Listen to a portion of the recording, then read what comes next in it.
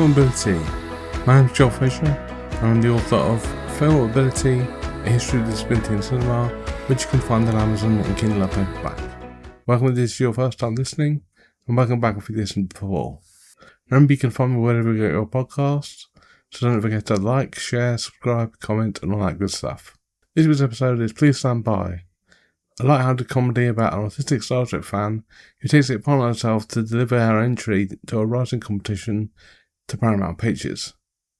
Please Stand By is directed by Ben Lewin, a director best known for such films as Lucky Break with Anthony Baglia and Gia Carides, and the Oscar-winning film The Sessions with John Hawkes and Hannah Hunt. The screenplay for Please Stand By was written by Michael Gonco, a writer best known for writing several episodes of supernatural drama Grimm, which I think is very underrated, and he went on to write the screenplay for Always Be My Maybe with Ali Wong and Randall Park. As usual, I would suggest you watch Please Stand By, as I will be spoiling everything. You can find Please Stand By to watch for free on Amazon Prime in the UK, and you can rent or buy it in digital or physical form everywhere else. So without further ado, let's get on with the film.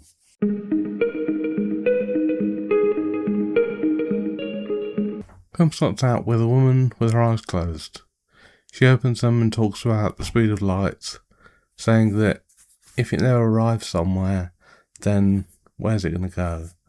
And the credits play over a galaxy of stars and the title card with various sound bites from Star Trek. She imagines a Star Trek scenario, and then it cuts to her writing fanfiction on her laptop. This woman's name is Wendy, and she's played by Dakota Fanning. A woman then comes in, and she goes through the house greeting all the people there. She comes to see Wendy, and this woman's name is Scotty, and she's played by Toni Collette. They talk about maintaining their eye contact and practicing, and Scotty talks about Wendy's sister Audrey, who's coming to visit. And Wendy says that she's nervous about seeing her. They go through Wendy's schedule, and she talks about waking up and the different clothes she wears, and she has to wear certain clothes on different days. And this is the thing that is perhaps a bit of a cliche in cinema, but it's something that helps autistic people in their everyday lives. An autistic person's life may feel chaotic and confusing, so having a routine helps them find a balance and order where otherwise they wouldn't find one. So having Wendy wear particular clothes on different days and eat certain foods on others gives her stability. The world can feel like a sensory minefield sometimes, so having something that she can rely on, that she knows that can happen in a certain day, at a certain time, makes her feel like she has more control. And how she gets to work. She says she's not allowed to cross a certain street, and she talks about what she has to do at work, and it shows her at work, and a co-worker is watching her and smiling. She's holding a small dog in the next bit while talking about crossing the road, and then we're shown her sitting at home with the dog while she's knitting, and she's watching Star Trek. Scotty reminds her that no matter what, she has to stay calm. At Audrey's home, she's making tea, and she uses baby milk to put in the tea made for her husband. Her husband asks when she's meeting her sister, and Audrey is played by Alice Eve. At Audrey's house, she's making tea, and she uses baby milk to put into the tea for her husband. Her husband asks them when she's meeting her sister. Audrey's played by Alice Eve. In Wendy's room, she's pinning baby pictures on the wall and watching a show about a screenwriting competition, which is about Star Trek, and it's only a week away. She goes back into writing a fanfiction which includes Star Trek characters from different eras. At work, her co-worker asks her about a script for Star Trek. He says he made a mixtape of songs for her and puts it on the counter. Her co-worker's name is Nemo, and he's played by Tony Revolori. At home, Scotty's talking about somebody, and then she gets a phone call about her son skipping school. She then gets him in the car, takes him home, and sits him down to study. Her son's name is Sam, and he's played by River Alexander. At work, Wendy's friends are quizzing her on Star Trek trivia. One of them thinks she's cheating, and she just keeps continuing answering questions correctly. On her way home, she talks about Star Trek in a voiceover and a portal to another world, and she looks up at the skylight in the shopping centre as she thinks about it. She talks about Spock's lack of understanding of feelings and relating to it. She talks to Scotty about her script when she gets home, and Scotty is sort of half feigning interest. Audrey is then moving a piano out of her house, and she says she's going to miss it, but they need to get rid of it, and they leave it on the lawn. At home, Scotty asks Sam what a tribble is, and he answers her. And for those who don't know, a tribble is a small, furry thing in Star Trek which eats everything and multiplies at an incredible rate. At Audrey's, she goes through a videotape of them when they were little. In the video, Wendy has a meltdown, and it looks like it's a troubling memory for Audrey. And this is the part of the film that shows how a sibling may be affected by an autistic sibling. Audrey was too young to understand why Wendy reacts in the way that she does, and it's down to her mother to do everything so that she can maintain order. However, a bit more education about autism, and perhaps even involving Audrey when she was little, so that she can understand, would have meant that perhaps their relationship could have been better as they got older. Although conflict and misunderstanding does make for a better story, it would have been nice if Audrey had spent her time as an adult trying to understand autism better, rather than shoving her sister aside and forgetting about her. She keeps watching as she plays the piano for Wendy, and Wendy joins in, and they look like they're enjoying the piano together, and she smiles because that's a good memory. At home, the script is being printed off, and Scotty comes into Wendy to say goodnight. And the next day, Wendy puts on a jumper, which is purple for that day, and she sits down to knit. Audrey then comes to the home and talks to Scotty. Scotty talks about how much Wendy has improved, and Audrey goes in to see her as she's knitting. They talk about the job that Wendy has, but she doesn't like it, but at least she's making money. Audrey then gives her a picture of her niece. Wendy asks if she can keep it, and Audrey reassures her that that's why she brought the picture, and she puts it in her wallet. Audrey starts talking about something, but Wendy cuts her off, talking about Star Trek and the competition, and she says that winning $100,000 will ensure her that nobody would need to look after her. She says the last day to enter the competition is in a couple of days, and she says she wants to go home and that she's ready to go with Audrey. And this is a problem with the plot which I feel goes unanswered, or at least unaddressed. Wendy sees the people around her as caring for her, and besides her job, she's not been taught how to maintain her own autism, and she relies on other people like a child would with an adult. This has also led Wendy to believe that she cannot do anything for herself, so her sudden burst of independence is portrayed as a joke, as if the audience are meant to go, "Oh, I wonder where the crazy autistic girl will go next." The plot needs to happen, so Wendy has to think of herself as incapable, as a child who needs other people around her to tell her what to do. But this just gives the wrong impression to the audience, who see her need for independence as a comedic moment. And she asks Scotty to tell her that she's ready, and as she's doing so, she's getting a bit more agitated as she's coming along, because it's not going too well between her and Audrey, and this eventually leads to Wendy having a meltdown. And Scotty keeps repeating the phrase, "please stand by," as a way to ground Wendy and to make sure that she can come out of her meltdown. Audrey goes to her car though, and she's so overwhelmed by the experience that she starts crying. At home, Wendy is lying in bed and she's covered over, and her dog comes to see her. Scotty then comes in and she talks about the next part of Wendy's schedule, which is dinner time. But Wendy doesn't want to come down, and Scotty leaves.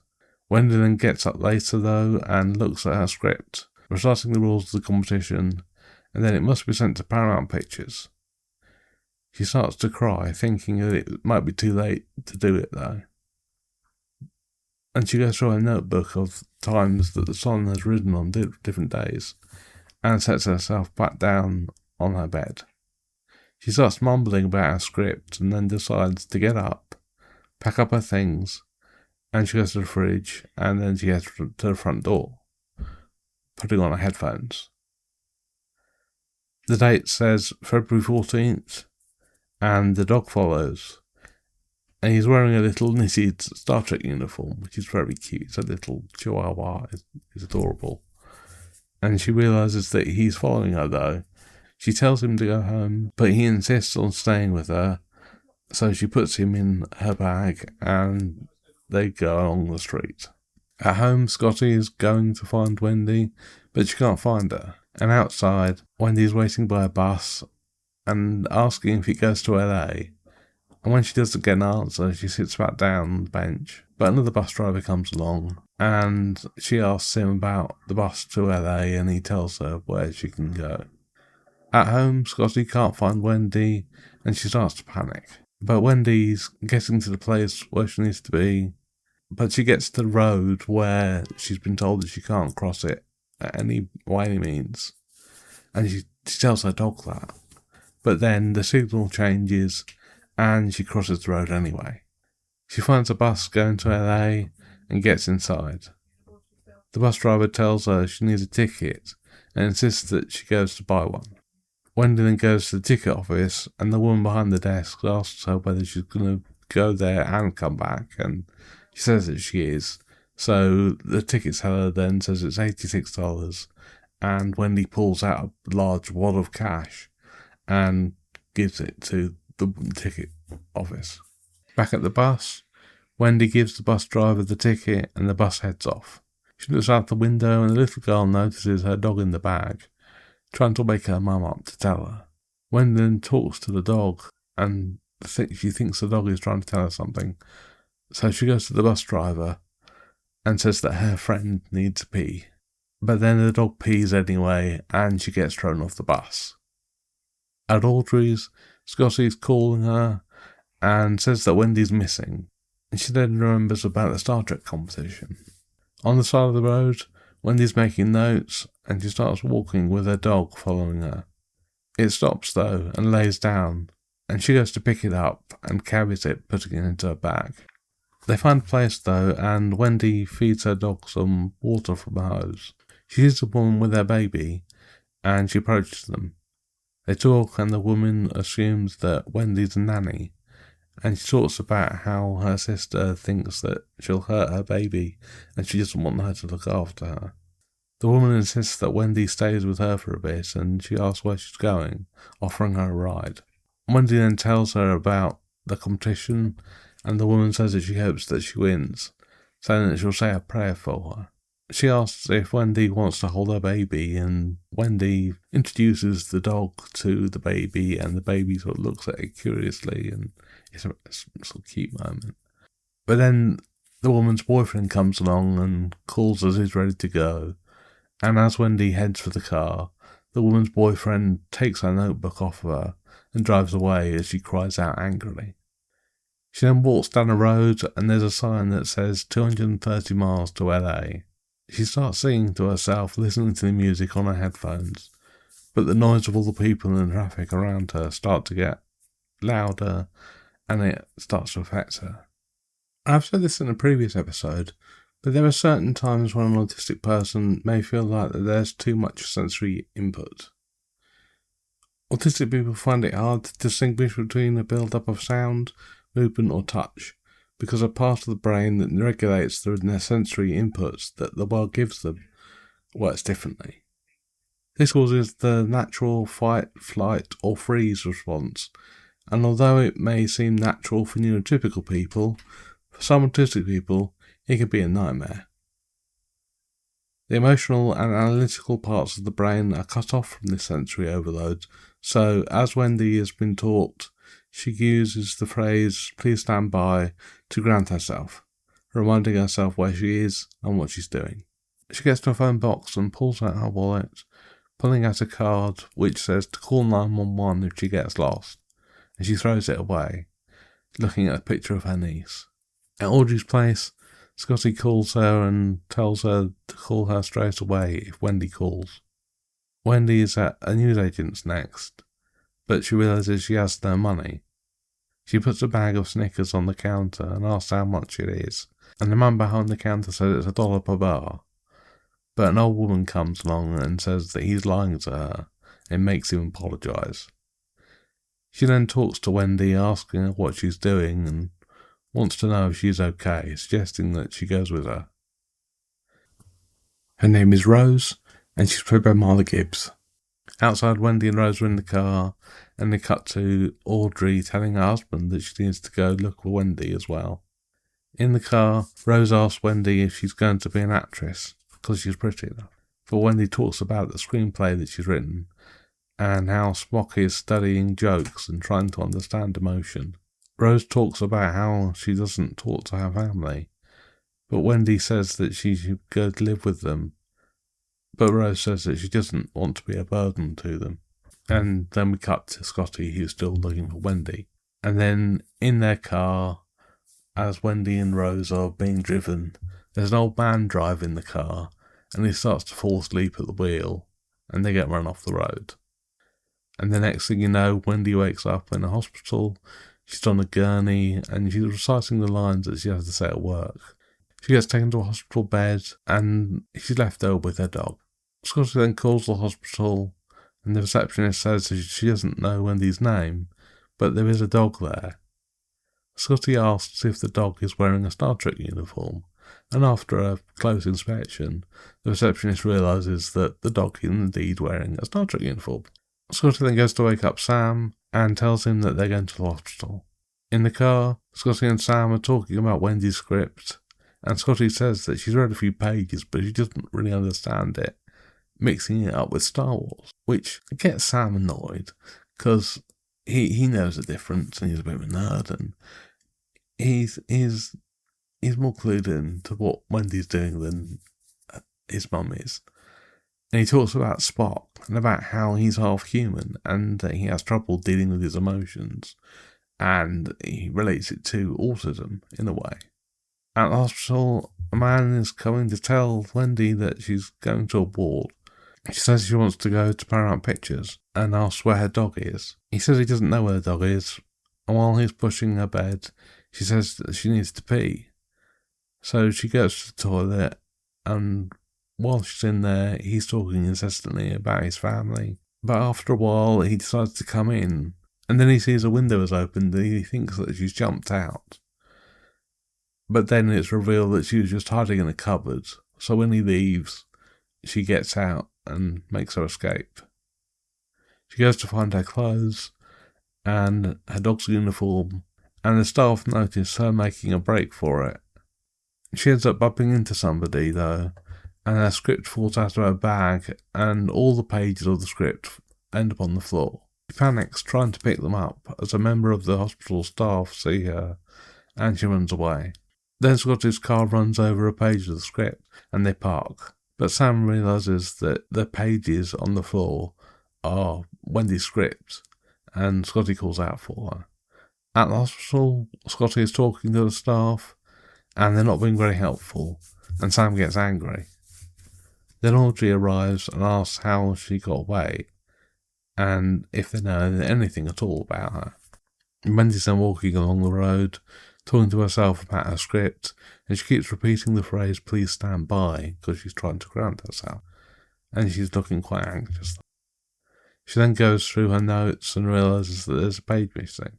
She then sees a page of her script and a line from Spock which says, "There is only one logical way to go, forward," and she takes comfort in it. She then finds some pages in a bin and sits down to write. Her voiceover is in the style of a Star Trek monologue, and the audience sees Audrey and Scotty in their cars as they try and find Wendy. The voiceover continues as Wendy goes through the town trying to find a bus stop. She then gets to a bus terminal and is told the next bus will be at 8 a.m, but Wendy says that she can wait. Audrey and Scotty are then shown having trouble sleeping, and Wendy's voiceover continues talking about how Spark's logic is calming and reassuring. At the bus terminal, the ticket office woman says that she needs to close up and asks if Wendy has anywhere to go. She says she has to go to Paramount Pictures, and the ticket office woman closes up anyway, leaving her inside. And then the card comes up saying February 16th. Wendy goes outside and sits on a bench and is waiting for the bus.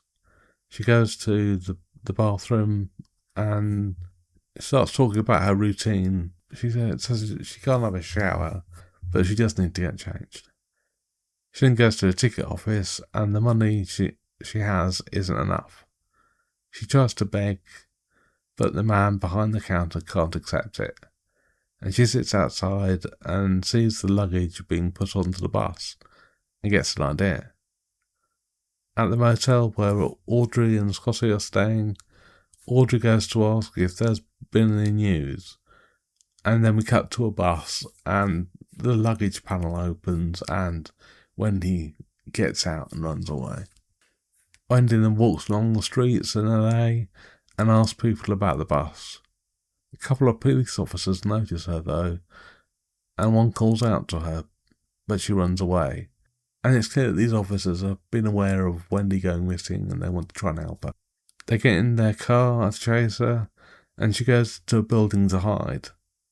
She goes out the other side and goes into an alleyway, and as they get closer, one cop tries to calm her down, and he starts speaking Klingon.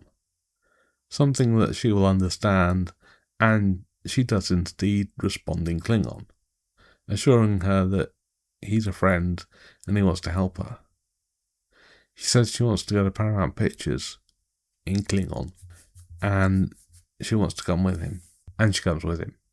And the officer's partner is impressed because she didn't know that he could speak a foreign language, but he admits that it was Klingon. These cops are called Officer Frank and Officer Doyle, and they're played by Patton Oswalt and Robin Weigart, respectively. Particularly notable as Patton Oswalt is a fellow Trekkie. And then at a motel, Audrey says they've found Wendy and they set off. At the police station, Wendy talks about the script with Officer Frank, and she says that there are over 100 pages missing, and she won't make the deadline. Scotty and Audrey arrive, and they tell Wendy that they've picked up the rest of her script, and that they can make the deadline. She says goodbye to Officer Frank in the way that only Klingons can do. Kapla! And she goes inside, reassured that they make the deadline. Outside, Wendy's talking to Sam, and he says how much he liked her script. And in the car, Wendy hugs her dog and gets her script together, putting it in an envelope, and they get to Paramount Pictures. And she tells them to stop the car. She gets out, but there's a red traffic light. She knows she can't cross the street. But then it changes, and she walks across the road. In the studio, there's a tour going on, and she asks for the building that she can go to deliver her script to. She steps inside and goes to the mailroom, finding the place to drop them off. But she's told that they only accept scripts by mail. She calls this man, who's being rather unhelpful, a piece of shit under her breath. And then she gets angry at him, saying how hard it's been to write the script, and that she just says she just wants to be given a chance. The man then calls for security, but she asks him if she knows who he is. She's getting very angry with her. Do you know who I am? That kind of thing. And he says he doesn't, so she takes her script and puts it in the mailbox. She goes outside to see Scotty, and they have a thing between them where they communicate using kazoos. And this is something which the casual audience may think is a further way in which the film infantilizes autism, but there is a reason for it. Using a device like a kazoo to greet other people establishes a familiar and measured sound so that they can communicate. It's used as a greeting instead of talking because in other situations, somebody loudly and happily greeting an autistic person may be too much of a sensory overload for them. It also eliminates the possibility of touching which can also be too much of a sensory overload. A person who shouts happily, hugging their autistic friend, may add to them having a meltdown, and it's not the other person's fault. It would just be that they haven't considered their autistic friend's needs. The reason it looks childlike is, well, try using a kazoo and not feel like a child. It's quite good fun. They go home and Scotty leaves Wendy with Audrey. Audrey says that she's proud of Wendy, saying that she showed everybody, and Wendy says that she only really wanted to show Audrey that she could be independent. She says her bag got stolen, and Audrey says that she'll get another one, and Wendy says that she appreciates it.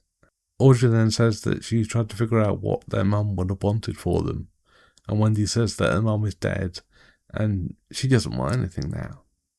And the voiceover talks about her scripts, and they play it out as Wendy as Spock and Audrey as Kirk, and Wendy sits in bed whispering to herself about the script. On a bus, Wendy's voiceover reads the letter responding to her scripts. Scotty says that they liked it, and Wendy thanks her for her help. At work, she gives Nemo a mixtape on CD, and he asks her if she heard about the competition. Her voiceover continues, saying that her entry didn't win, but to keep on writing and they hope to read more of her writing in the future. She sits outside looking at a note from Audrey, saying that her niece wants to meet her, and there's a picture of her with the note. She then goes to a piano and opens the lid, and she starts to play the tune that they played when they were children, and it revealed that she's outside Audrey's house. Audrey then comes out to watch with her baby, and then Wendy goes up the path and sits with Audrey on the porch. She asks if she can hold the baby, and she hugs her niece as she falls asleep on Wendy's shoulder. And then she leans into Audrey's shoulder herself, and the credits are playing, and there's a little scene with the dog coming up to the house, barking to be let inside as it opens and he walks in. Okay, so that's the film. Up next, I'm going to give you a more condensed idea of what I think about the film and what I think it means for a non-disabled audience.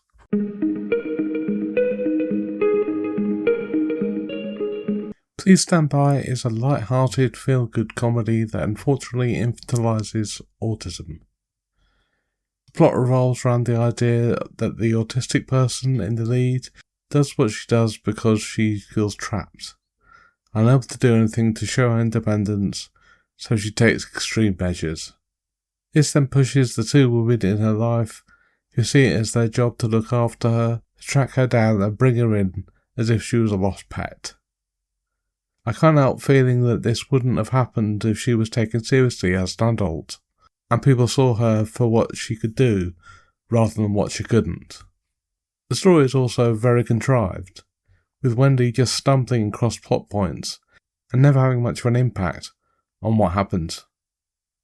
The short runtime feels like there were longer explanations as to how Wendy got from A to B, but there may have been cuts in the script or the shooting schedule, which meant that they may have had to cut corners, and it shows. The gatekeeping of Wendy tells non-disabled audiences that autistic people must be cared for carefully, or else they may just wander off and do their own thing, because heaven forbid a disabled person tries to do anything for themselves. Add to that Wendy's naivety and trusting nature, and it's no wonder she gets into the trouble that she does. Wendy's never been given the chance to grow up, and the reaction from Scotty and Audrey only emphasises this, and this aspect is never questioned right until the end. In reality, autism takes many forms, and autistic people are just as capable of functioning as non-disabled people, able to hold down jobs, have relationships, and even have children. It would just be nice to have a depiction of autism, particularly in women, that didn't turn them into Manic Pixie Dreamgirls. Okay, so up next, I thought ahead of the trivia, I'd talk about some of the women who were in the Star Trek writers' room themselves, who may have inspired Wendy.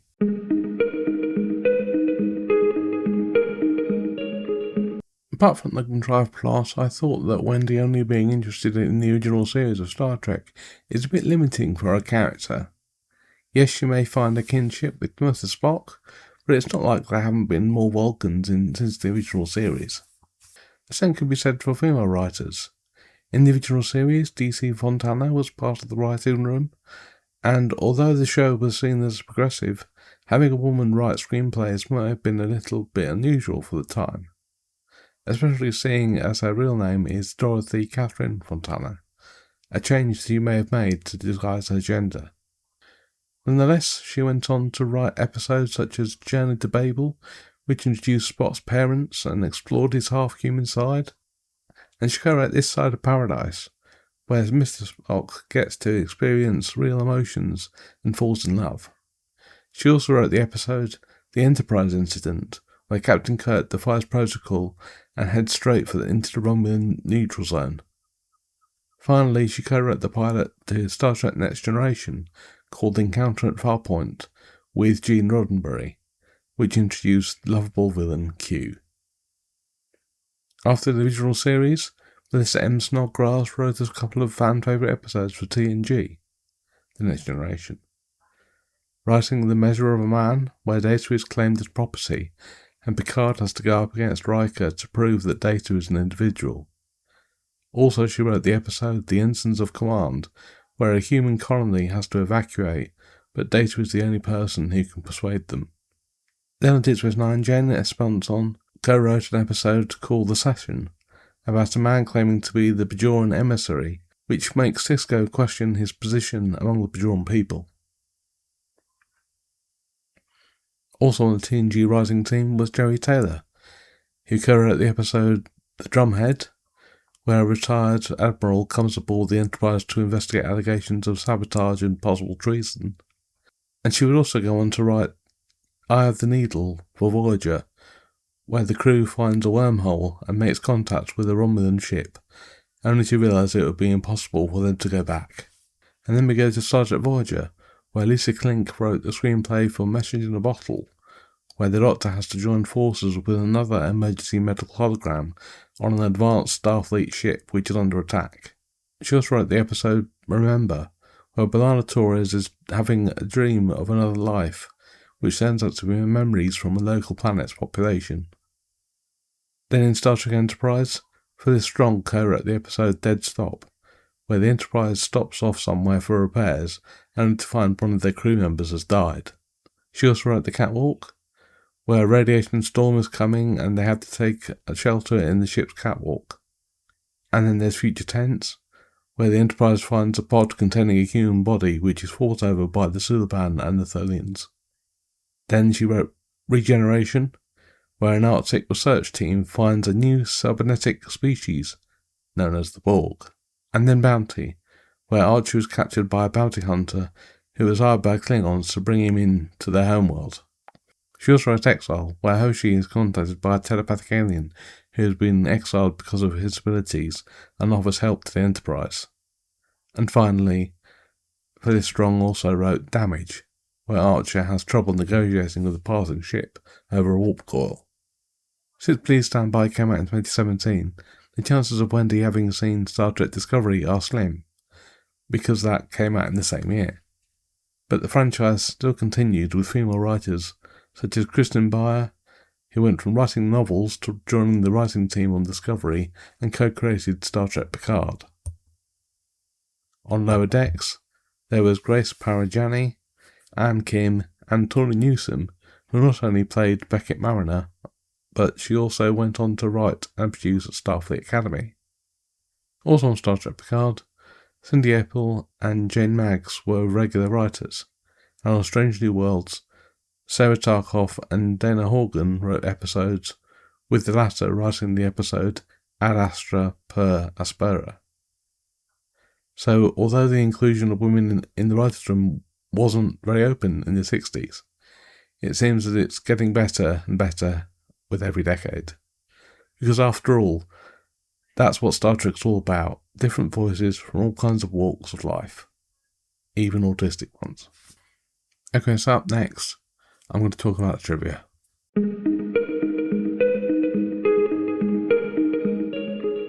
Okay, so the first thing I can tell you is, though they never ran a screenwriting contest, the production teams of Star Trek Next Generation, Star Trek Deep Space Nine, and Star Trek Voyager allowed amateur writers in the general public to submit episodes for consideration, some of which were used in the series while they were on air. And on a personal note, over about 20 years ago when Star Trek Voyager were doing it, I submitted something myself.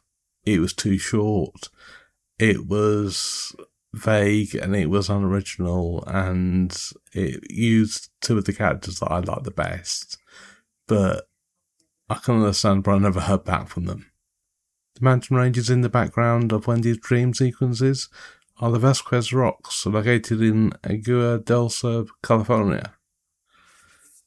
This has been a popular movie location for Star Trek movies and series, most notably seen in the episode Arena from 1967.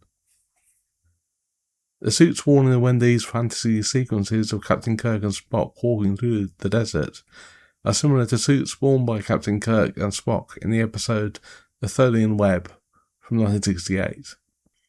The name tags of Wendy's Geek Squad friends at the mall use the same font as the opening titles of Star Trek, the original series. Although Paramount Studios is the one holding the contest in the movie, all Star Trek television clips were owned and licensed by CBS. However, this changed in 2019 when Paramount bought CBS and put them under Paramount Pictures. And this would have been a messy ownership relationship that's still going on at the time of recording. Alice Eve previously played Dr. Carol Marcus in Star Trek Into Darkness as well. Although spelled differently, Toni Collette's character is named Scotty with an I and an E. In the original Star Trek series, the character Scotty is the miracle worker on the USS Enterprise. Scotty is the miracle worker for Wendy, helping her find a way through the challenges of autism. Marla Gibbs was childhood friends with Nichelle Nichols, who was best known for her iconic role as Lieutenant Naota Uhura on Star Trek, the original series, and 6 of the feature films. After playing at various film festivals, the film was simultaneously released theatrically and on demand on January 26, 2018. Stephanie Lynn, who plays the receptionist at the hospital, is married to Tig Notaro, who plays Commander Jet Reno on Star Trek Discovery. Toni Collette and River Alexander also previously appeared together in The Way Way Back from 2013. And finally, Pat Oswalt is a huge fan of Star Trek, and is referenced to the franchise as Spencer Ultron in the famous sitcom King of Queens. He has done voiceover on Star Trek Picard, episode Penance, and has appeared on Star Trek Strange New Worlds in the 3rd season episode 4.5 Vulcans.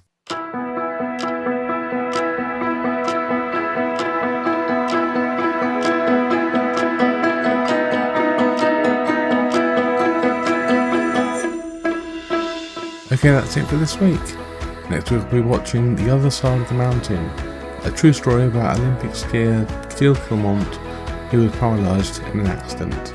If you'd like to contact me, you can do so via Bluesky at bluesky.com/film-ability. You can also email me at film-ability@outlook.com.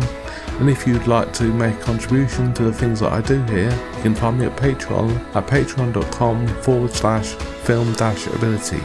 You can also find my book at Amazon on Kindle and paperback called Film Ability, A History of Disability in Cinema.